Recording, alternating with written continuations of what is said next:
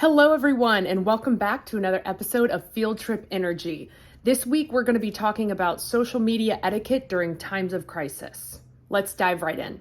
I received a call from my cousin this week, and she was incredibly anxious about the pressure she was feeling to post on her Instagram story regarding Palestine and Israel. She expressed how she normally uses her Instagram stories for her work, and that's really it.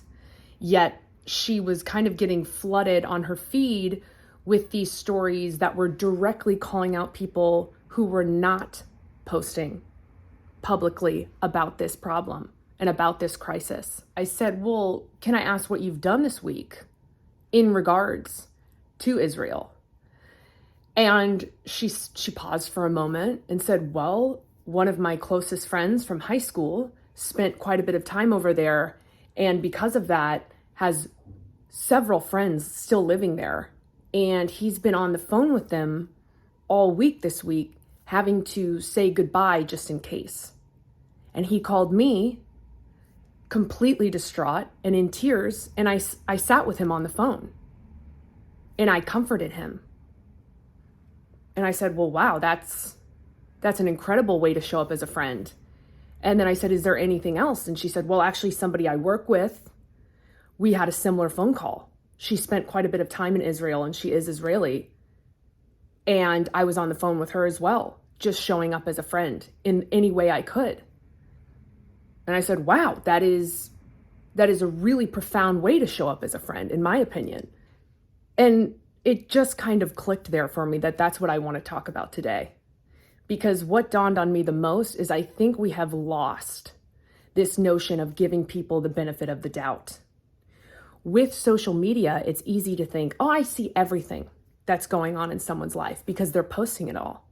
When in fact, I would say the vast majority of what's going on in people's lives we do not see. During a time of crisis, it is imperative to stay focused on the issue at hand, and that is helping those in need.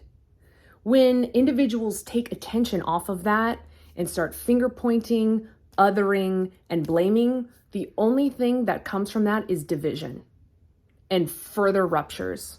I'd really like to drive home this notion of giving people the benefit of the doubt these days, especially when it comes to something so nuanced like social media. Take my cousin for an example. If you were to just view her story, you might think, wow, how oblivious is this woman during a terrible time in history, in global history.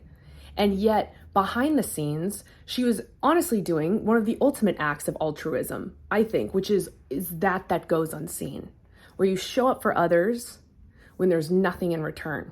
You're giving yourself because you know they need it. I also had another cousin this week. I have a lot of cousins.